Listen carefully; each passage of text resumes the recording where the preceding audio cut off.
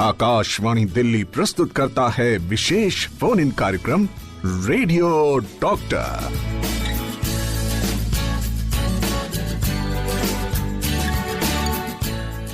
नमस्कार। Radio doctor के एक नए अंक के साथ आपकी दोस्त शालिनी मित्तल स्वीकार करिए मेरा प्यार भरा नमस्कार।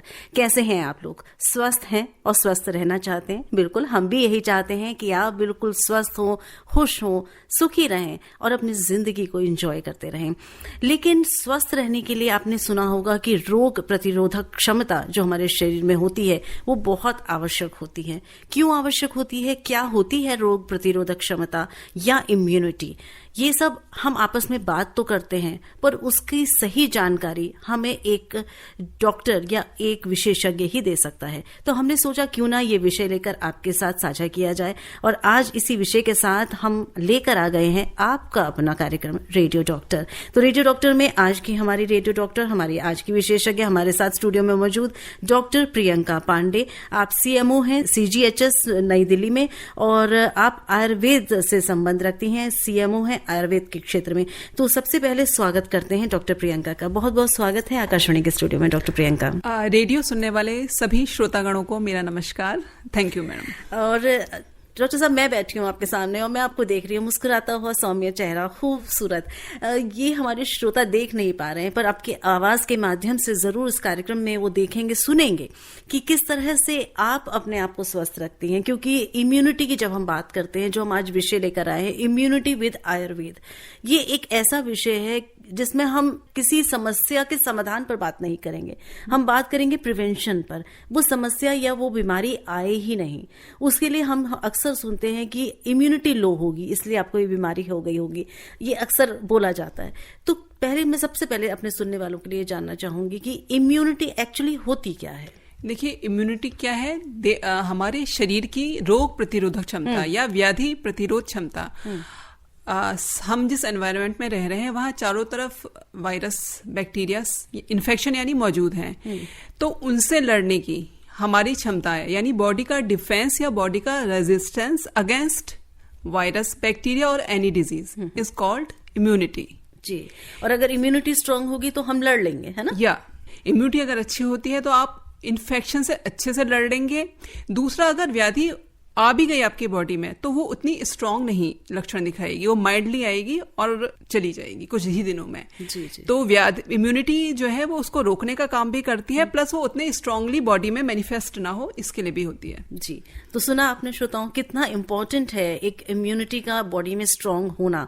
और यही विषय आज हमारा है, इम्यूनिटी विद आयुर्वेद या आयुर्वेद और रोग प्रतिरोधक क्षमता। किस तरह से हम आयुर्वेद की जो पुरानी जो ये परंपरा है, आयुर्वेद की जो हमारी मेडिकल थ्योरी है, इसके माध्यम से हम चाहे खान पान हो, चाहे रहन सहन हो, चाहे जीवन शैली हो, इन सब किन किन माध्यमों से कैसे हम अपने को इम्यूनिटी स्ट्रांग कर सकते हैं, डॉक्टर साहिब हमको आज बताएंगे इस कार्यक्रम में। ढेर सारे प्रश्न हमारे दिमाग में भी हैं, आपके दिमाग में भी होंगे, तो अपने आप को रोकिए मत और जुड़ जाइए रेडियो डॉक्टर के साथ। आप सुन रहे हैं विशेष फोन इन कार्यक्रम रेडियो डॉक्टर। और अब आगे हम अपने विशेषज्ञ हमारे आज की रेडियो डॉक्टर से बात करेंगे, जो कि हैं डॉक्टर प्रियंका पांडे। आप सीएमओ आयुर्वेद हैं CGHS नई दिल्ली में, और इम्यूनिटी विद आयुर्वेद, किस तरह से आयुर्वेद के माध्यम से रोग प्रतिरोधक क्षमता को हम बढ़ा सकते हैं, डॉक्टर साहब हमें बता रही हैं। आप भी इस कार्यक्रम में जुड़िए और अपने प्रश्न करिए। मैं अपना प्रश्न ले रही हूँ, जो मुझे बहुत इस विषय से लगता है कि बहुत जरूरी है ये जानना, डॉक्टर साहब, की इम्यूनिटी की बात तो हम हमेशा करते हैं, पर इसके बढ़ाने के क्या तरीके हैं, आज हम इस पर केंद्रित करना चाहेंगे अपनी बातचीत को। तो कैसे बढ़ाया जाए? एक तो कहते हैं कि everybody is born with immunity, एक इनहेरेंट इम्यूनिटी होती है, बट हमें नहीं पता कि वो इनहेरेंट इम्यूनिटी हमारी क्या है। तो हम कोशिश करेंगे कि हमें बीमारी ना हो, जैसा आपने कहा, लड़ने की हमारी क्षमता बढ़ जाए। तो किस तरह से इसको बढ़ाया जा सकता है? देखिए, सब इंसान, हर इंसान की इम्यूनिटी अलग अलग होती है। कुछ बॉर्न ही बहुत अच्छी इम्यूनिटी लेके होते हैं और कुछ की इम्यूनिटी उतनी अच्छी नहीं होती है। लेकिन हम आहार विहार, मतलब हम खाना क्या ले रहे हैं, हमारी लाइफ स्टाइल क्या है, इस सब से भी हमारी इम्यूनिटी पे बहुत ज्यादा इफेक्ट आता है। अगर आप जो डाइट ले रहे हैं वो बैलेंस डाइट ले रहे हैं, उसमें माइक्रो न्यूट्रिएंट्स जो हैं, पौष्टिक आहार आप अच्छे से ले रहे हैं, तो आपकी इम्यूनिटी अच्छी ही होगी।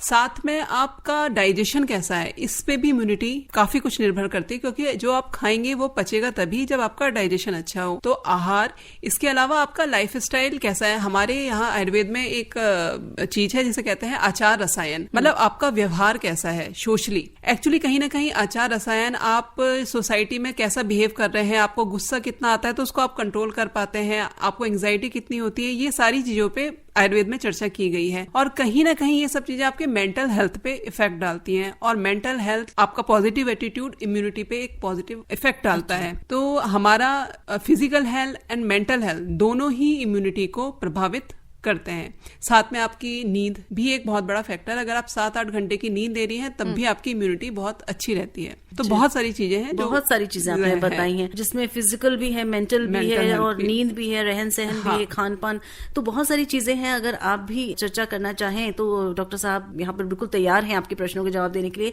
हमें लिखकर भेजा है खम्मागढ़ी बाईसा, बिल्कुल खम्मागढ़ी आपको भी, राजू राजड़ बाड़मेर से लिख रहे हैं, और यही अभी हम बात कर रहे थे। राजू जी, उम्मीद है कि आप हमारे कार्यक्रम में जुड़े हुए होंगे और आपने इसका जवाब सुन लिया होगा। इन्होंने डॉक्टर साहब पूछा है, अपनी रोग प्रतिरोधक क्षमता बढ़ाने के लिए हमको वास्तव में क्या करना चाहिए। तो यही चीज अभी आप बता रही थी। तो खान पान आपने बोला सबसे इंपॉर्टेंट है, और डाइजेशन भी काफी इंपॉर्टेंट है। तो क्या खाना चाहिए और क्या अवॉइड करना चाहिए? देखिए, खाने में जैसे आजकल ना जंक फूड का प्रचलन बहुत ज्यादा है, तो जंक फूड का जो सेवन है वो कम से कम करना चाहिए, और हमें बैलेंस डाइट विथ फाइबर, फलों और सब्जियों का प्रयोग ज्यादा से ज्यादा करना चाहिए, क्योंकि ये एंटीऑक्सीडेंट गुणों से भरपूर होती हैं और आपको इम्यूनिटी को बढ़ाती हैं, आपके इम्यून रिस्पॉन्सेस को अच्छा करती हैं, बॉडी के इन्फ्लेमेशन को कम करती हैं। आंवला जैसे है, तो वो आंवला बहुत अच्छा है, वो विटामिन सी और ए से युक्त होता है। खाने में मतलब आपको पोषित आहार, हर चीज खाना चाहिए। हमारे आयुर्वेद में कहा गया है कि हमें षड रसात्मक भोजन करना चाहिए, यानी उसमें मधुर, खट्टा भी हो, मीठा भी हो, नमकीन भी स्वाद हो, थोड़ा तीता स्वाद भी हो, तो सभी रसों का सेवन करना चाहिए। इसके अलावा मैं एक वेदर के अकॉर्डिंग भी आपको अपने खान पान में, जैसे हम कपड़ों में बदलाव करते हैं, हम जाड़ों में वुलन पहनते हैं, गर्मियों में कॉटन पहनते हैं, ऐसे हमारे खाने पीने में भी बदलाव होने चाहिए अकॉर्डिंग टू सीजन।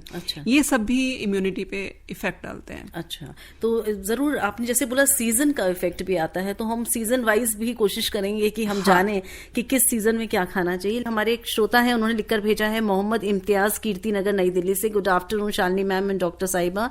मेरा ये सवाल है कि जिस तरह से जिंजर और गार्लिक हमारी इम्यूनिटी सिस्टम को ठीक करते हैं, तो मेरा सवाल है कि किस तरह से इस्तेमाल कर सकते हैं इनका। ये उन्होंने बोला कि जिंजर गार्लिक अच्छा होता है, अदरक और लहसुन। हाँ, तो ये सही बात है? पहले तो ये बताएं। देखिए, जिंजर और गार्लिक जनरली मैं कहूंगी हमारे डाइजेशन पे अच्छा प्रभाव डालते हैं। अच्छा। और जिंजर तो हमारे जो लंग्स पे भी उसका बड़ा पॉजिटिव इफेक्ट होता है। तो ये जनरली बॉडी के लिए बहुत अच्छे हैं, क्योंकि ये डाइजेशन को बढ़िया करते हैं, और कहीं ना कहीं आप जो खा पी रहे हैं वो जब तक बॉडी में अच्छे से एब्जॉर्ब नहीं होगा, उससे आपके बॉडी टिश्यूज अच्छे नहीं बनेंगे और इम्यूनिटी पे अच्छा इफेक्ट नहीं आएगा।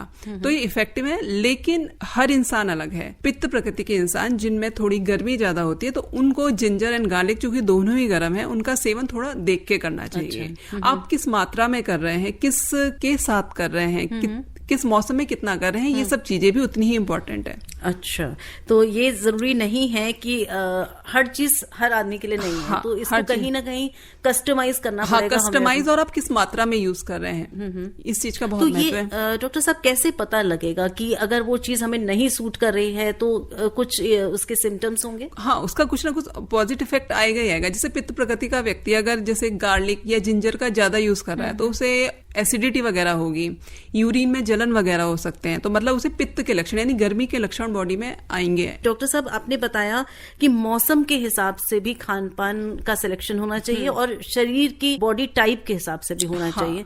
तो एक टाइप का जब आपने जिक्र किया, तो ये प्रकृति अलग अलग होती है। आपने बोला पित्त वालों को गर्म कम लेना चाहिए। एक तो ये प्रकृति कितनी प्रकार की है और उनमें क्या फर्क? देखिए, मेनली तो हमारी जो बॉडी है उसको 3 टाइप के दोष जैसे कह सकते हैं वो गवर्न करते हैं। एक वात, पित्त एंड कफ। लेकिन जरूरी नहीं है कि एक इंडिविजुअल में सिर्फ एक ही प्रकृति हो, कि वो सिर्फ वात प्रकृति का हो या सिर्फ पित्त का हो सकता है उसमें 2 प्रकृति हो, वात पित्त भी हो या वात पित्त कफ भी हो, तो इनके कॉम्बिनेशंस भी मिलते हैं। तो ये आपको उससे एक उनके बारे में जान के, उनका शारीरिक संगठन कैसा है, वो मानसिक रूप से क्या सोचते हैं, उनका ईटिंग हैबिट्स कैसी है, इससे आपको उनकी प्रकृति के बारे में पता चलता है। अच्छा। तो उसके अकॉर्डिंग हम डिसाइड कर सकते हैं। ये हमारे एक श्रोता है, उन्होंने लिखकर भेजा है, पुष्कर देव हैं, दिल्ली में रहते हैं, प्रतिरोध क्षमता बढ़ाने के लिए क्या आहार लें? तो आहार पर खासतौर पर आप थोड़ा सा जिक्र कर रही थी पहले। हाँ, देखिए जैसे मैंने बताया है कि हमें नॉर्मली पौष्टिक आहार लेना चाहिए, उसमें सारे इंग्रेडिएंट होने चाहिए और स्पेशली फल, सब्जियों और फाइबर्स का यूज अच्छे से करना चाहिए। लेकिन साथ में आहार के आप क्या खा रहे हैं उसके साथ आपकी डाइजेशन पावर कैसे है, आप खाना खा कैसे रहे हैं। आजकल जैसे हम लोग की आदत होती है कि हम टीवी के सामने बैठते हैं, आधा ध्यान हमारा टीवी पे होता है या मोबाइल पे होता है, हम वहां पे बातें कर रहे होते हैं, तो हम पूरी तरह से उस आहार को ग्रहण नहीं करते। तो आहार को हम जब ध्यान से नहीं खाते हैं तो हमारा जो बॉडी के सीक्रीशंस हैं, एंजाइम के सीक्रीशन, जो एंजाइम चाहिए होते हैं खाने को पचाने के लिए, वो अच्छे से सीक्रेट नहीं होते हैं। तो हम खाना किस तरीके से खा रहे हैं, हमें शांत चित्त बैठ के आराम से खाना चाहिए, हमारा ध्यान डिस्ट्रैक्ट नहीं होना चाहिए। अच्छा। मोबाइल से, टीवी से, मतलब शांत मन से आपका ध्यान सिर्फ खाने पे होना चाहिए। उस खाने को अच्छे से चबा के खाएं और उसके बाद आपको उस समय आप हल्का सा पानी पी सकते हैं। तो ये सारे कुछ नियम हैं जिनको अगर आप ध्यान से उनका आप पालन करेंगे तो आपका डाइजेशन अच्छे से होगा और जब वो डाइजेशन के साथ एब्जॉर्ब होगा तो बेटर इम्यूनिटी बनेगी और आप हमेशा इन डिजीज से बचे रहेंगे। अच्छा, तो आपने कहा कि खाना एक का तरीका भी इसको इम्पैक्ट करता है, पर आजकल डॉक्टर साहब देखने में आता है कि बड़े भी आप छोड़ दीजिए, बच्चे भी सब लोग बहुत, एक तो अपने अपने टीवी, लैपटॉप, फोन, मोबाइल, बच्चों को भी बहुत छोटे जो बच्चे हैं मैंने देखा है कई बार उनको फीड किया जाता है जबरदस्ती और उनको एक कोई कार्टून लगा दिया जाता है। तो क्या ये सही तरीका नहीं है? ये बिल्कुल सही तरीका नहीं है, इससे इम्यूनिटी कम हो सकती है। देखिए चीजों से एक तो आपका डिस्ट्रैक्शन है, आपके शरीर में जो है एंजाइम्स प्रॉपर सीक्रेट नहीं हो रहे हैं। साथ में ना हमें कई बार हम टीवी देखते देखते हमें पता ही नहीं चलता है कि हमें कितनी रियल में भूख लगी है, हम खाते चले जाते हैं। तो ये इससे ओवर ईटिंग वगैरह होती है और ओवर ईटिंग भी अपने आप में बहुत बड़ा कारण है जिससे कहीं ना कहीं इंडाइजेशन होके हमारी एक आम इनडाइजेस्टेड मटेरियल बनता है जो इम्यूनिटी को बहुत दुष्प्रभाव डालता है। अच्छा, तो हमें खाने को ध्यान से उस पर ही ध्यान देके और अच्छे से खाना चाहिए, डिस्ट्रैक्टेड नहीं होना चाहिए। अच्छी बात आपने बताई और बहुत सारे लोग आज इस बात को सुनकर लाभान्वित होंगे कि खाने का तरीका भी बहुत इंपॉर्टेंट है। तो डॉक्टर साहब आपने ये भी बताया कि तरीका भी इम्पोर्टेंट है। एक श्रोता और जुड़े हुए हैं व्हाट्सएप के माध्यम से, वो लिख रहे हैं, हाय मैम, मेरा इम्यून सिस्टम मुझे लगता है बहुत अच्छा है लेकिन डाइजेस्टिव सिस्टम अच्छा नहीं है, इस वजह से वेट भी नहीं बढ़ता, मेरा BMI भी काफी कम है, तो I need some tips from you, ये इनका कहना है। मतलब इनकी इम्यूनिटी अच्छी है। इन्होंने यही लिखा है कि मुझे लगता है कि मेरा इम्यून सिस्टम तो अच्छा है, तो यानी इनको बीमार नहीं होते होंगे। हाँ, ऐसे ही लगता है। मसल्स आई थिंक नहीं बन पाई हैं, वो लीन एंड थिन है, इसीलिए वो ऐसा फील इन्होंने कुछ वेट हाइट कुछ लिखा नहीं है और नाम भी नहीं लिखा है। तो आप अगर कार्यक्रम सुन रहे हैं तो वेट हाइट लिखे तो डॉक्टर साहब हेल्प कर पाएंगे। अगर आपको लगता है कि आपका जो है इतना बॉडी अच्छी नहीं है तो आप प्रोटीन युक्त आहार खाइए। प्रोटीन युक्त आहार जो है इम्यूनिटी के लिए भी अच्छा है और बॉडी बिल्डिंग के लिए भी अच्छा है, बॉडी की ग्रोथ में हेल्प करता है। प्रोटीन युक्त आहार का सेवन करें। तो उम्मीद है कि आपको जवाब मिल गया। आप अपना नाम जरूर हमें लिखकर भेजें और कुछ पूछना चाहें तो आप लिख सकते हैं। SS मनी हमें लिख रहे हैं नागपुर से, I suffer from cold and cough during season change, how to overcome. तो ये भी आप बता रही थी कि जब जो लोग इम्यूनिटी कम होती है तो उनको कफ कोल्ड भी होता है, आपने शुरू में कहा, तो क्या कुछ इसी तरह का इनके साथ है? हाँ, यानी ये इनकी इम्यूनिटी कम है। देखिए मौसम के बदलाव के साथ इन्फेक्शन सबको होते हैं, लेकिन आप कितनी जल्दी उससे उबर आते हैं ये इम्यूनिटी पे डिपेंड करता है। आपको इन्फेक्शन हो, आप 1-2 दिन में सही हो गए, यानी आपकी इम्यूनिटी काफी अच्छी है।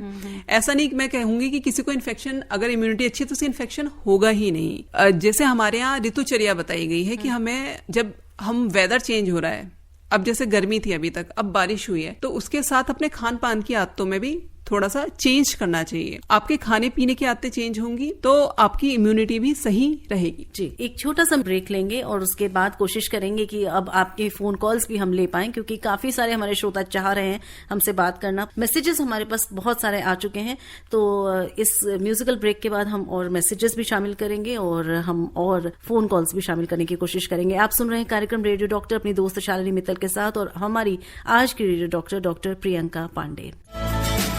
आप सुन रहे हैं विशेष फोन इन कार्यक्रम रेडियो डॉक्टर। जी हाँ, आप हैं कार्यक्रम रेडियो डॉक्टर में, और आज हम बात कर रहे हैं रोग प्रतिरोधक क्षमता, जो कि बहुत जरूरी है किसी भी रोग से लड़ने के लिए, जिसे इम्यूनिटी कहते हैं। और आयुर्वेद इसमें हमारी मदद करता है। कैसे मदद करता है, हमारी आज की रेडियो डॉक्टर हमें बता रही हैं। डॉक्टर प्रियंका पांडे हमारे साथ हैं। डॉक्टर साहब, बहुत सारे मैसेजेस हमारे पास हैं, मेरे पास भी बहुत सारे प्रश्न हैं जो मुझे आपसे पूछने हैं, और फोन लाइन पर भी हमारे श्रोता वेट कर रहे हैं, पर कुछ समस्या है तो थोड़ी देर में फोन लाइन पे हम पहुंचेंगे। हमारे पास एक मैसेज आया है, ऑस्ट्रेलिया से लिख रही हैं मनीषा जी। तो बहुत बहुत धन्यवाद पहले मनीषा जी कि आप वहां से ऑस्ट्रेलिया से हमारे कार्यक्रम को सुन रही हैं, जुड़ी हुई हैं हमारे साथ। आपने लिखा है कि hi doctor, I am a working women and I make lunch for the family the day previous day and we have to heat it up in the microwave the next day. तो इन्होंने लिखा है कि मेरा question ये है कि क्या न्यूट्रिशनल वैल्यू खाने की कम हो जाती है अगर हम उसे पुनः गर्म करते हैं, क्योंकि मेरे पास ऑप्शन नहीं है। क्योंकि इनके टाइमिंग शायद ऐसे हैं कि इनको एक दिन पहले ही खाना बना के रखना पड़ता है। हाँ, देखिए, न्यूट्रिशनल वैल्यू तो खाने की कम होती ही है, और आयुर्वेद में तो फ्रेश अन्न का ही सेवन जी माना गया है कि आप खाना बनाएं, उसके 3-4 घंटे के बाद आप उसे खा लें। उसे रीहीट करने से उसकी न्यूट्रिशनल वैल्यू कम हो जाती है, और देखिए उसमें बैक्टीरिया वगैरह ग्रो करने का चांस भी बढ़ जाता है। तो कोशिश करें कि आप फ्रेश फूड ही लें। जी जी, तो मनीषा जी आपने सुन लिया, कोशिश करें, डॉक्टर साहब ने कहा है। तो जितना कर पाए, मतलब जिस दिन भी आपकी छुट्टी है उस दिन कम से कम कोशिश करें, या जिस समय आप वापस आ जाती हैं काम से तो वो एक मील जो उसके बाद की है वो, तो ये कोशिश अपने तरफ से करें तो उतना ही बेहतर रहेगा। और एक ये और मैसेज है हमारे पास, लिखने वाले हैं राजेंद्र हैं, नागलोई से लिख रहे हैं। डॉक्टर साहब, ये भी बताएं कि खाने के साथ पानी कैसे पिया जाए। What is a proper way of drinking water during a meal. देखिए, अगर हम खाने के साथ पानी पी रहे हैं तो हम घूट घूट, मतलब थोड़ा थोड़ा पानी ना बीच में ले सकते हैं। ये नहीं है कि आपको बहुत ज्यादा पानी लेना है। और अगर खाने के बाद पानी लेना है तो आप कम से कम 1 घंटे के बाद लें। मतलब अगर आप चाहें कि 1 गिलास पानी पीना है तो आपको 1 घंटे के बाद ही लेना है, और थोड़ा थोड़ा पानी हम खाने के बीच में ले सकते हैं, क्योंकि कहीं ना कहीं ये सब चीजें डाइजेशन को प्रभावित करती है, क्योंकि हमारे जो डाइजेस्टिव जूसेस हैं वो डाइल्यूट हो जाते हैं अगर हम एकदम से पानी पीते हैं, और आपका डाइजेशन उतने ढंग से नहीं होगा। जी, कोशिश करना है कि कम ही पीना है ना। नरेंद्र, अच्छा, एक हमारी श्रोता वेट कर रहे हैं। नरेंद्र जी, आपको हम लेंगे इस फोन कॉल के बाद। एक श्रोता वेट कर रहे हैं फोन लाइन पर। हेलो, नमस्कार दीदी। जी जी नमस्कार, आप हैं रेडियो डॉक्टर में। आज जी नाम बताएं। हाँ, धीरज जब्बारी। मेरा प्रश्न ये है जी जी बताएं कि इम्यूनिटी, एक तो उसको अगर हिंदी में ट्रांसलेट करना है, गुजराती में करना है, तो इसको कैसे किया बोला जाता है, और दूसरा कि हमारे शरीर में इम्यूनिटी, और दूसरी अगर मान लो कि इम्यूनिटी कम है, हीमोग्लोबिन का प्रॉब्लम है, तो इसमें कौन से हमें उपाय करना चाहिए, कैसे कैसे बचना चाहिए, ऐसे अगर 3-4 प्रकार के रोग है तो। रोग के साथ इम्यूनिटी की बात कर रहे हैं, कौन से रोग? हाँ दीदी जी, कौन से रोग के साथ बात कर रहे हैं? रोग में डॉक्टर साहिबा ने बताया। जी जी, तो इसमें अगर इम्यूनिटी का प्रश्न आए तो उसके संतुलन कैसे किया जाएगा? जी, डॉक्टर साहब आपको बता रहे हैं। और जो आपने पहले बोला इम्यूनिटी, डॉक्टर साहब, वो तो हम बात कर ही रहे हैं। रोग प्रतिरोधक क्षमता बोला जाता है इसको, रोगों से कैसे लड़ा जाए उसके लिए इम्यूनिटी का इस्तेमाल किया जाता है। डॉक्टर साहब आपको बता रही हैं, जब आप सुनिए। देखिए, इम्यूनिटी बढ़ाने का कारण देखिए वही है, सबसे ज्यादा आहार, बैलेंस डाइट। आप खाने में बैलेंस डाइट लें, खाएं अच्छे से खाना, और स्पेशली माइक्रो न्यूट्रिएंट्स जैसे आंवला वगैरह का यूज करें। और आपने कहा कि साथ में इम्यूनिटी के साथ आपके खून की भी कमी है, तो आप जैसे अनार, चुकंदर, इन सब का सेवन कर सकते हैं, तो इससे आपकी इम्यूनिटी पे भी अच्छा प्रभाव आएगा। और हाँ, जो भी सीजनल फ्रूट हैं वो का सेवन करें, और खाना भी ढंग से खाएं, तो इससे आपकी इम्यूनिटी पे अच्छा इफेक्ट आएगा ही। ओके, धन्यवाद जी, बहुत बहुत धन्यवाद प्रश्न करने के लिए। और अब ये मैसेज मैंने प्रॉमिस किया था, नरेंद्र जी का मैसेज है। नरेंद्र श्रीवास्तव, अदालती वाला, पटियाला से। Good afternoon Shalini ma'am and doctor साहब। ये जानना चाहते हैं कौन सा खान पान ऐसा है जिससे हमारा इम्यून सिस्टम कमजोर हो जाता है, कुछ ऐसा पर्टिकुलर चीज हो जो नहीं खानी है। देखिए, जंक फूड, जो भी चीज पचने में भारी हो, अच्छे से ना पचे, स्पेशली मैदे की चीजें, उनका प्रयोग कम से कम करना चाहिए। जो भी चीज भारी होगी, चाहे हम बहुत ज्यादा तली हुई चीजें खा रहे हैं, एक होती है मात्रा। मुझे लगता है ना, अगर हम थोड़ा सा भारी चीजें वो भी कम मात्रा में खाएं तो अच्छे से पचता है। और आप वंस इन अ वाइल खाएं, मतलब ये नहीं कि आप रोज रोज खाएं, तो आपका डाइजेशन सही रहेगा और इम्यूनिटी भी बेटर रहेगी। लेकिन अगर आप कोई हैवी मील है, वो लगातार आप रोज हैवी मील ही खा रहे हैं, तो आपकी इम्यूनिटी फिर धीरे धीरे डिग्रेड होती चली जाएगी। अच्छा। तो आप खाने में जनरली, आपको सबको पता होता है कि बैलेंस डाइट क्या होती है, घर का बना फ्रेश खाना आपको खाना है। लेकिन अगर आप बाहर का खाना खा रहे हैं विथ ऑयल और बहुत सारा मैदा जिसमें है, और तो उन सब चीज को खाइए, तो कम क्वांटिटी में खाइए, वंस इन अ वाइल। जी, एक श्रोता वेट कर रहे हैं फोन लाइन पर। हेलो। नमस्कार जी। जी जी, बहुत बहुत नमस्कार और स्वागत आपका रेडियो डॉक्टर में। बताएं अपना नाम। सतवीर सिंह जी। जी, अपना प्रश्न करें। कहाँ से बोल रहे हैं आप? मैं हरियाणा से बोल रहा हूँ, डिस्ट्रिक्ट सोनीपत से, गांव रुखी। जी जी, चलिए आप प्रश्न करें डॉक्टर साहब से। समस्या ये है जी कि खाने के बीच में कितना गैप होना चाहिए? देखिए, आयुर्वेद में जनरली हम कहते हैं कि 2 टाइम खाना चाहिए, लेकिन ये भी ना डिफरेंट प्रकृति के इंसान पे निर्भर करता है। अगर आपकी डाइजेशन पावर अच्छी है, जैसे पित्त प्रकृति का इंसान है, उसकी डाइजेशन पावर काफी अच्छी होती है, तो वो खाना जो है, अगर वो बीच बीच में भी खा लेता है, उसे भूख लगती है, वो खाता है, तो उसको पचा लेगा। लेकिन अगर यही कफ प्रकृति का इंसान है, वो खाना अगर बार बार खाएगा तो वो उसे खाना पचेगा नहीं, बल्कि उसको लाइफ स्टाइल डिजीज होने का चांस रहता है। तो खाना एज पर, मैं कहूंगी ना, ऐसा कोई जनरल नियम नहीं है, लेकिन एज पर योर एपिटाइट खाना चाहिए। और जब आपको पेट भरने से पहले ही रुक जाए, ये मैं कहूंगी। जनरलाइज रूल ये है कि खाना मतलब जो है भूख के अकॉर्डिंग खाएं। इसका कोई नियम नहीं है कि 2 रोटी 3 रोटी या 4 रोटी, जैसी आपकी भूख है उसके अकॉर्डिंग खाएं, और पेट भरने से पहले ही। जैसे इन्होंने बताया 2 मेजर मील्स अगर हम मानते हैं, लंच और डिनर, तो ये कितना गैप होना चाहिए? मुझे लगता है ये पूछना चाह रहे हैं कि 2 मेजर मील्स के बीच में कितना। वो आपने बताया कि अगर जरूरत है तो बीच में भी थोड़ा थोड़ा देखिए, हमारे यहाँ तो कहा है कि देखिए, सुबह आपको एक मील करना है, दूसरा जो हमें शाम का मील करना है वो सूरज ढलने के साथ ही करना है, उससे पहले ही करना है, मैक्सिमम 7 बजे तक कर लेना है मील। अच्छा। क्योंकि इस समय आपकी डाइजेशन पावर अच्छी रहती है, और जितना आप लेट करते चले जाएंगे, आपका डाइजेशन उतना ही वीक होता चला जाएगा। अच्छा, तो कोशिश करनी है कि सनसेट से पहले ही आप खा लें। और सोने के बीच में गैप होना चाहिए खाने और सोने के बीच में अराउंड 2 आवर्स का तो गैप होना ही चाहिए। हमें एक मैसेज लिखकर भेजा है। हाय मैडम, नमस्कार, मैं विपिन कुमार हूँ, फिरोजाबाद उत्तर प्रदेश में रहता हूँ। और उन्होंने लिखा है, माई सन is 1 year old. He is facing problems while getting fresh. His potty is very tight. Please tell me some tips. तो एक छोटा सा बच्चा है 1 साल का, इनको भी इस एज में भी हो सकता है कॉन्स्टिपेशन की समस्या है। आई थिंक अब तो उसने फूड लेना शुरू कर दिया होगा, क्योंकि 7-8 मंथ से बच्चे फूड लेना। 1 साल इन्होंने लिखा है। हाँ, तो मेन उसे फ्रूट्स का सेवन कराएं और सब्जी वगैरह भी दें, तो फाइबर जाएगा, तो स्टूल का एक वॉल्यूम बनता है, तो जनरली कॉन्स्टिपेशन नहीं रहता है। और फ्रूट्स जैसे हैं, अंगूर वगैरह हैं, अभी बब्बू गोशा आ रहा है, ये सारी चीजें ना फाइबर रिच हैं और आपको मतलब पेट साफ रखने में मदद करेंगी। किशमिश एक ऐसी चीज है जो बच्चे आराम से खा लेते हैं, मुनक्का है, ये सब चीजें भी बहुत हेल्प करती हैं। तो उम्मीद है विपिन कुमार जी आपने सुन लिया, साथ ही नोट भी कर लिया कि आपको क्या क्या खिलाना है अपने बेटे को। और एक छोटा सा ब्रेक लेंगे, वापस आएंगे और आपके प्रश्नों को शामिल करेंगे कार्यक्रम इम्यूनिटी विद आयुर्वेद में। सुनते रहिए रेडियो डॉक्टर। आप सुन रहे हैं विशेष फोन इन कार्यक्रम रेडियो डॉक्टर। आप सुन रहे हैं कार्यक्रम रेडियो डॉक्टर और हमारे एक श्रोता वेट कर रहे हैं फोन लाइन पर। हेलो। जी, नमस्कार और स्वागत। रेडियो डॉक्टर की डॉक्टर मैम शालिनी मैम को शालीनता सही नमस्कार। जी नमस्कार आपको और स्वागत है कार्यक्रम में। प्रश्न करें और अपना नाम बता दें। हाँ जी, डॉक्टर साहिबा को भी नमस्कार। नमस्कार जी। राजेंद्र बोल रहा हूँ करमपुरा दिल्ली से ही, और उम्र मेरी जो है वो 48 वर्ष है, और 70 से 80 फीट के आसपास जो है मेरा 70 से 80 केजी के आसपास मेरा वेट है, 6 फीट मेरी हाइट है, और ओ पॉजिटिव मेरा ब्लड ग्रुप है। मेरे दो छोटे छोटे सवाल है और एक बहुत भारी भरकम वजनदार सवाल भी है।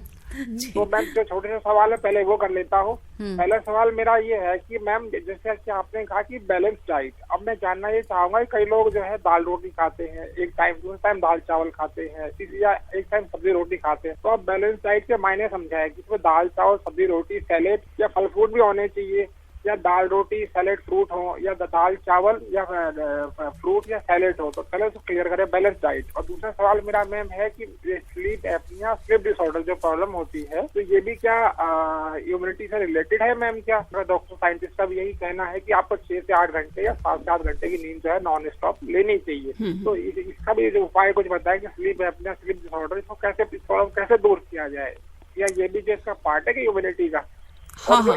और एक जो बड़ा सवाल आखिरी है वो मेरा ये है प्लीज, मैं तो भूल गई कि आयुर्वेदा बनाने वाली कंपनियों ने आंखों से मुतालिक दवा तैयार किया आयुर्वेदा नेत्रम या अमर नेत्रम, तो क्या मैम मेरे कुछ आंखों की प्रॉब्लम है, अगर आप इसके बारे में बता सकते हैं, इसका मैं सेवन कर सकता हूँ आंखें मेरी ठीक हो जाए? जैसे लोग चश्मे उतर जाते हैं या हल्की फुल्की आंखों में प्रॉब्लम होती है दूर हो जाती है। अभी मैं आपके इसी सवाल का मतलब जवाब देती हूँ जो आपने आंखों के बारे में पूछा है। एक्चुअली देखिए, हमें इसका इंग्रेडिएंट नहीं पता है कि इसका ये किस चीज से बनी हुई है, तो जब तक आपको इंग्रेडिएंट नहीं पता है तो आप नहीं बता सकते कि वो कितनी इफेक्टिव होगी। तो अभी मैं इस सवाल का जवाब आपको नहीं दे पाऊंगी। और इनका दूसरे 2 सवाल थे कि एक तो ये था कि बैलेंस डाइट किसे कहते हैं, कोई रोटी सब्जी खाता है, कोई दाल चावल खाता है, तो एक्चुअल क्या क्या होना चाहिए बैलेंस डाइट? देखिए, ये ना एक डिपेंड भी करता है कि आप कहाँ रह रहे हैं। जैसे साउथ इंडिया में लोग अधिकतर चावल खाते हैं और नॉर्थ में ज्यादा रोटी का प्रचलन है, तो जहाँ पे वो जो चीज अन्न हो रहा है तो वो उसका ही सेवन करते हैं और वो अच्छा भी रहता है।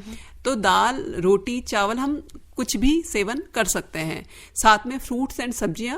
लेकिन जैसे रात है, रात को मैं कहूंगी सब्जियों का सेवन जरूर करना चाहिए, क्योंकि सब्जियों में फाइबर्स होता है जो अगले दिन आपको कॉन्स्टिपेटेड होने से बचाता है। ये स्टूल का एक वॉल्यूम देके आपको जो है पेट साफ रखता है। तो रात को सब्जी का सेवन जरूर करना चाहिए। दाल अगर खानी है तो आप दिन में खाएं। तो कंप्लीट आहार में वही सब आता है कि आप दाल भी खाएं, सब्जी भी खाएं, फ्रूट्स भी खाएं, सारी चीजें का सेवन करना सबका करें, पर मात्रा भी डॉक्टर साहब आपने बताई कि बहुत भारी है तो उसको कम खाना है, और सारी चीजों को बैलेंस करके, तो उसका नाम ही इसलिए बैलेंस डाइट है। और रात्रि में थोड़ा सा हल्का खाना चाहिए दिन की तुलना में।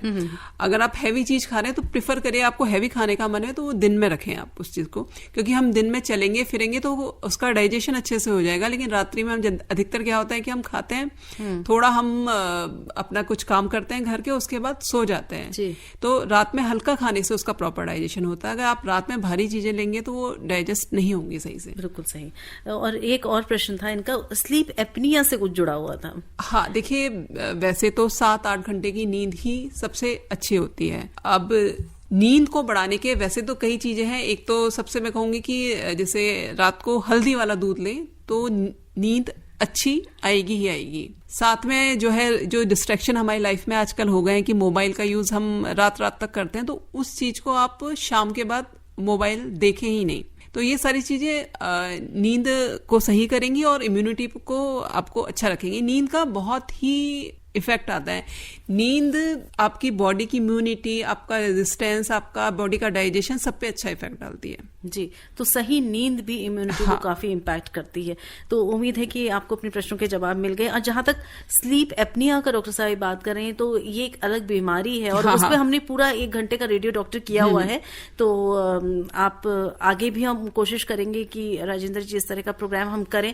और आपको हमारे कार्यक्रम यूट्यूब पर भी अवेलेबल है, स्लीप एपनिया का कार्यक्रम वहां पर है। आप चाहें तो आप हमारे आकाशवाणी का जो यूट्यूब चैनल है, ऑफिशियल यूट्यूब चैनल जो कि आकाशवाणी AIR है, आप अगर डालें और वहां पर आप रेडियो डॉक्टर सर्च करें, आपको हमारे कार्यक्रम मिल जाएंगे। आपको स्लीप एपनिया पर भी doctor Rakesh Kumar ENT specialist द्वारा किया गया प्रोग्राम मिल जाएगा।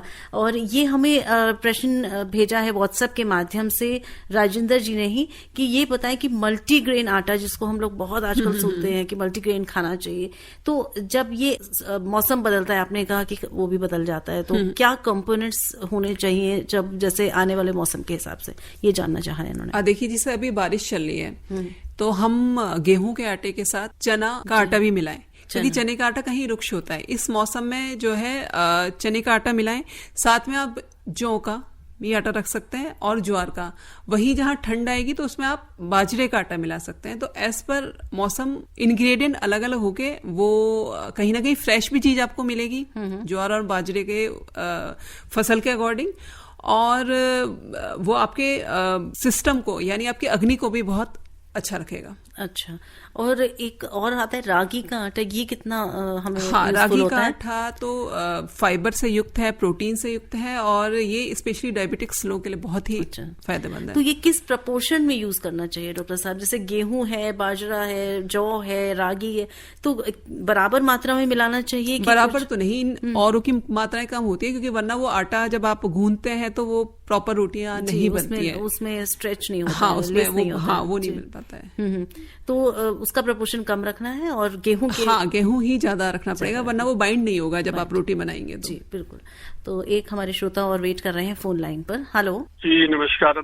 जी नमस्कार, मैं पीपी गौतम बोल रहा हूँ मेरठ से। जी गौतम साहब, और मेरा सवाल है कि आयुर्वेद में कॉन्सेप्ट है ऋतुचर्या, तो अब आने वाली शरद ऋतु है, तो उसमें हमारा कौन सा ऋतुचर्या, कौन सा आहार विहार होना चाहिए जिससे हमारी इम्यूनिटी पावर बढ़े, और कौन सी चीजें नहीं खानी चाहिए? देखिए शरद ऋतु में हमारे यहाँ माना जाता है कि शरीर का जो पित्त होता है, मतलब इस समय एनवायरनमेंट के अकॉर्डिंग सारे लोगों के शरीर में पित्त प्रकोपित होता है, यानी शरीर में गर्मी होती है। तो इस समय हमें बहुत ज्यादा गर्म स्पाइसी चीजों का यूज कम से कम करना है, खट्टी चीजों का स्पेशली कम से कम यूज करना है, और बहुत नमकीन चीजों का भी यूज कम से कम करना है। और अगर हम बात करते हैं कि हमारे लाइफ स्टाइल में क्या करना है, तो लाइफ स्टाइल में हमें जो है जो व्यायाम करना है वो वॉकिंग वगैरह हल्के व्यायाम रखें तो ज्यादा अच्छा है, क्योंकि इस समय हमारा जो बॉडी का पावर होती है या बॉडी की स्ट्रेंथ होती है उतनी ज्यादा नहीं होती। स्विमिंग बहुत अच्छी है इस मौसम में, क्योंकि कहीं ना कहीं पानी शरीर को ठंडा रखता है। और स्पेशली अगर आप वॉकिंग कर रहे हैं तो शाम के समय जरूर करें जब मून लाइट आप पे पड़ रही हो, तो ये बॉडी पे कूलिंग इफेक्ट डालते हैं। तो शरद ऋतु में इन सब चीजों का पालन करना चाहिए। हमें ऑस्ट्रेलिया से आज बहुत मैसेज आ रहे हैं। ये मैसेज हमें लिखा है ब्रिज जी ने, ये भी ऑस्ट्रेलिया में रहते हैं। इन्होंने लिखा है, good evening radio doctor, can we consume peel of fruits like banana and orange? Peel को कंज्यूम कर सकते हैं क्या? हाँ, अगर वो साफ सुथरा है, वो भी उसमें भी न्यूट्रिएंट्स से भरपूर है, तो वो यूज कर सकते हैं, लेकिन हाँ आप आउटर उसकी लेयर को अच्छे से प्रॉपरली वॉश करके यूज करें बस। जनरली तो हम फेंक देते हैं। हाँ यूज करा जा सकता है। और ऑरेंज पील का तो मुहासों वगैरह में भी, इन सब दाग धब्बों में बड़ा अच्छा इफेक्ट आता है। उसका पैक बनाया जाता है। हाँ, उसका पैक बनाया जाता है जी। तो मतलब वही है कि अंदर उसका अंदर का खा लीजिए हेल्थ के लिए, बाहर का अपनी ब्यूटी के लिए। लेकिन इनका प्रश्न दूसरा था, पर उसका भी आपने जवाब दिया कि खा सकते हैं। यशपाल जी हमें लिख रहे हैं द्वारका दिल्ली से, good afternoon respected Shalini Mittal and doctor Priyanka, thanks for very useful topic and live broadcast. My question is, my prakriti as diagnosed by Ayurvedic doctor is a mix of Vat, Pitta और कफ। कफ इज डोमिनेटिंग, तो इन्होंने ये कफ प्रवृत्ति इनकी ज्यादा dominant है। तो please advise me food to take to avoid majority and what to avoid majority of the seasons में, क्या मैं अवॉइड करूं और क्या लूं? कफ प्रकृति बताया ये कफ प्रकृति। तो देखिए आपको भारी खाना तो काफी अवॉइड करना पड़ेगा, क्योंकि कहीं ना कहीं आपकी डाइजेशन पावर उतनी ज्यादा नहीं होगी। आप मतलब हल्का ही खाना अधिकतर ले, बहुत ऑयली चीजों का स्पेशली आप परहेज करें। मतलब कभी कभार आप चल सकता है, लेकिन ऑयली चीजों का या फिर जिनमें लेस हो, जैसे पेस्ट्री है या केक है, उन सब चीज का सेवन आप कम से कम करें, तो ये आपके लिए अच्छा रहेगा। और एक्सरसाइज वगैरह आप करें साथ में, क्योंकि अगर आपकी कफ डोमिनेंट प्रकृति है तो आपको थोड़ा सा वेट गेन और ओबेसिटी होने का चांस भी ज्यादा रहता है। अच्छा, तो आपने बताया एक्सरसाइज भी काफी इम्पोर्टेंट होती है। मुझे ये बताइए डॉक्टर साहब कि एनवायरनमेंट है, पोल्यूशन है, इसमें हम बात करते हैं कि पोल्यूशन का हमारे स्वास्थ्य पर बहुत प्रभाव पड़ता है, कुप्रभाव पड़ता है। तो क्या इम्यूनिटी लेवल पर भी पड़ता है? और दूसरा स्ट्रेस, ये एक बहुत मेजर फैक्टर है आज की लाइफ में। तो ये चीजें क्या इम्पैक्ट करती है हमारी इम्यूनिटी को? हाँ, स्ट्रेस से क्यों नहीं पड़ता? हमारे स्ट्रेस से जो हमारा इम्यूनिटी का जो रिस्पॉन्स है वो कम हो जाता है। है, बॉडी में इन्फ्लेमेशन होने के चांस वो ज्यादा से ज्यादा होते हैं। और जहां तक एनवायरनमेंट का बात है तो देखिए एज पर जहां एनवायरनमेंट में चेंज हुआ तो हमारी बॉडी की स्ट्रेंथ में भी चेंज होता है, तो और साथ साथ इम्यूनिटी में भी चेंज होता है। जैसे अभी बारिश, रेनी सीजन है, इस समय बॉडी की इम्यूनिटी उतनी ज्यादा कम होती है, तो इस समय खांसी जुकाम होने की, डायरिया होने की, इस टाइप की डिजीज होने की संभावना ज्यादा से ज्यादा होती है। वहीं आप अगर जाड़ों की बात करें तो जाड़ों में जो है बॉडी की इम्यूनिटी और स्ट्रेंथ मैक्सिमम होती है, तो इस समय तो as per pollution and environment change आते ही आता है इम्यूनिटी में। जी, और हमें एक और मैसेज आया, बहुत प्यारा सा मैसेज है। शालिनी जी नमस्कार, काम करते हुए आकाशवाणी पर अच्छा संगीत सुनना काफी आनंददायक है। आपके आकाशवाणी पर काम करने का जज्बा काबिले तारीफ है। किशोर कुमार जी का कोई गीत भी सुनवा दें। डॉक्टर विकास धिकव लिख रहे हैं। डॉक्टर साहब हमारे साथ इस कार्यक्रम में शामिल हो चुके हैं, हमारे रेडियो डॉक्टर हैं, रह चुके हैं और एक न्यूरोलॉजिस्ट है, न्यूरो साइंटिस्ट है। तो बहुत बहुत धन्यवाद डॉक्टर विकास, आप हमारे इस कार्यक्रम को सुन रहे हैं, जुड़े हुए हैं हमारे साथ। कार्यक्रम में अब समय बहुत कम है और जो गीत हमने निकाला हुआ है वो डॉक्टर जो आज हमारी डॉक्टर साहब है उनकी पसंद का है, केके की आवाज में है शायद वो गीत हम अब सुनेंगे। 2 गाने हमारे पास इस समय निकले हुए हैं डॉक्टर साहब, तो हम आज वो सुनेंगे। आपकी फरमाइश को जरूर हम अगले कार्यक्रम में शामिल करेंगे, पर आप वादा करिए कि आप हमारे साथ ऐसे ही जुड़े रहेंगे। तो ये बताइए डॉक्टर साहब की जब हम जीवन शैली की बात करते हैं और आयुर्वेद की बात करते हैं, कितना आपस में जुड़ा है? जीवन शैली कैसी होनी चाहिए? ये इसका भी बहुत रोल है हमारी इम्यूनिटी में। हाँ, देखिए आयुर्वेद का देखिए उद्देश्य, आयुर्वेद के 2 पार्ट होते हैं, एक होता है प्रिवेंशन एंड देन क्योर। तो आयुर्वेद तो हमेशा ही प्रिवेंशन पे एम्फेसिस करता है, क्योंकि अगर आपकी लाइफ स्टाइल अच्छी होगी तो आपको डिजीज होने की संभावना काफी कम होगी। अभी तक हम आहार पे तो काफी बात कर चुके हैं, साथ में मैं कहूंगी हम लोग जो हम सबसे ज्यादा अवॉइड करते हैं वो हम एक्सरसाइज को अवॉइड करते हैं लाइफ में। एक्सरसाइज जी बहुत इंपॉर्टेंट है। जबकि इस एक्सरसाइज का बॉडी पे बहुत ही ज्यादा पॉजिटिव इफेक्ट आता है। आप खुद देखें कि आप वॉक करें या आप एक्सरसाइज करें तो आप कितना मतलब अच्छा फील करते हैं। हमारा हम जिस दिन एक्सरसाइज करेंगे उस दिन हमें भूख भी अच्छी लगती है, उस दिन हमें नींद भी अच्छी आती है। तो एक्सरसाइज उस पे भी ध्यान देना चाहिए और साथ में स्ट्रेस कॉजिंग फैक्टर से थोड़ा सा दूर रहने की कोशिश की जानी चाहिए। कैसे रहें स्ट्रेस से दूर, ये बताइए। जैसे डॉक्टर साहब ने हमें लिखकर भेजा, डॉक्टर विकास ने, तो आप आकाशवाणी सुने, अच्छे अच्छे गाने सुने तो स्ट्रेस से दूर रह सकते हैं, है ना? हाँ, अच्छे लोगों के साथ रहें, अच्छी बातें सुने। बिल्कुल सही। तो आपको जो अच्छा लगता है वो करें, लेकिन जो भी करें खुश रहें, है ना? तो बहुत समय कम है डॉक्टर साहब, अगर हमारे कोई श्रोता हमारे साथ जुड़ना चाहे तो हमें जरूर फटाफट फोन करें या लिखें। ये बताएं, चलते चलते मैं ये जरूर जानना चाहूंगी कि हमारे जो बहुत सारे श्रोता ऐसे हैं वो उस वर्ग में हैं जो जिसे कहते हैं सीनियर सिटीजन्स, या जो बच्चे हैं, छोटे बच्चे हैं, तो इन दोनों ही एज ग्रुप्स में इम्यूनिटी अपने आप ही कम होती है, तो उनके लिए क्या खास टिप्स रहेंगे आप? देखिए डाइट में तो मैं कहूंगी जो जनरल चीजें हैं, आंवला वगैरह, ये सब बच्चों को तो नहीं, मतलब बड़ों को आंवले का यूज करें। कुछ दवाइयां, त्रिफला जैसे, वो बहुत ही सेफ दवाई है, त्रिफला का यूज करें। पेट का ध्यान रखें, कुछ अश्वगंधा वगैरह जैसी चीजें हैं उनका यूज कर सकते। और बच्चों में तो देखिए 5 साल तक इम्यूनिटी धीरे धीरे डेवलप हो ही रही होती है, तो उनको इन्फेक्शन थोड़ा होने के चांस रहते हैं। हमारे यहाँ आयुर्वेद में एक स्वर्ण प्राशन करके एक चीज कही गई है, जिसका सेवन अगर बच्चा करे तो उसकी इम्यूनिटी पे बहुत अच्छा पॉजिटिव इफेक्ट आता है। तो बच्चे को इन सब चीजों का सेवन कराएं, पौष्टिक आहार दें, तो उसकी इम्यूनिटी अच्छी ही बनेगी और उसे साथ में उसका मानसिक रूप से उसे अच्छा फील करना चाहिए। उसे एक प्रोटेक्टिव एनवायरनमेंट, सेफ एनवायरनमेंट दे, जिससे उसकी इम्यूनिटी और स्वास्थ्य पे बहुत अच्छा इफेक्ट आएगा। तो ये जो आपने बताया टॉनिक्स या जो भी कहा जाए इसको, हर्ब्स, तो ये क्या 60+ लोग भी ले सकते हैं? हाँ, 60+ लोग ले सकते हैं। जी। तो आपने ये जो टॉनिक सप्लीमेंट्स बताई, ये कहाँ तक सही है और अपने से ले सकते हैं कि इसके लिए किसी आयुर्वेद स्पेशलिस्ट के पास जाना पड़ेगा? देखिए जो स्पेशली आंवला है, नॉर्मली वो सभी को सूट करता है, लेकिन उसके अलावा मैं कहूंगी जो भी आप दवाई ले रहे हैं तो उसके लिए वैद्य की सलाह लें, उसके बाद ही दिखा लें, क्योंकि आपने बताया प्रकृति भी फर्क है। हाँ, प्रकृति भी फर्क है ना? और वो और क्या दवाइयां ले रहे हैं, उनका क्या कॉम्बिनेशन बनता है, तो बिल्कुल तो अपने से ना लें। अगर कोई चीज आपको लेनी भी है तो जरूर किसी आयुर्वेद विशेषज्ञ के पास आप जाएं। तो आज आपने जो कार्यक्रम सुना उसमें इम्यूनिटी पर हमने बात की और आयुर्वेद आयुर्वेद किस तरह से इम्यूनिटी बढ़ाने में मदद कर सकता है, रोग प्रतिरोधक क्षमता बढ़ाने में मदद कर सकता है, ये डॉक्टर साहब ने हमें बताया। तो हम डॉक्टर साहब को धन्यवाद देना चाहेंगे। डॉक्टर प्रियंका पांडे हमारे साथ रही, CMO CGHS आयुर्वेद में है, नई दिल्ली में स्थित है, और बहुत सारी आपने काम की बातें हमें बताई और नई नई बातें, जानकारी आपने दी। तो इस कार्यक्रम में शामिल होने के लिए, समय निकालने के लिए बहुत बहुत धन्यवाद डॉक्टर साहब आपको। और आपका भी धन्यवाद मुझे यहाँ बुलाने के लिए। बहुत बहुत धन्यवाद। इसी तरह से कार्यक्रम को सुनते रहिए, जुड़ते रहिए और आगे अपने प्रश्नों को करते रहिए। स्वस्थ रहिए, मुस्कुराते रहिए और रेडियो डॉक्टर और FM रेनबो सुनते रहिए। स्वीकार करिए शालिनी मित्तल का नमस्कार। अभी आप आकाशवाणी दिल्ली से विशेष फोन इन कार्यक्रम रेडियो डॉक्टर सुन रहे थे। कार्यक्रम की प्रस्तुतकर्ता थी शालिनी मित्तल।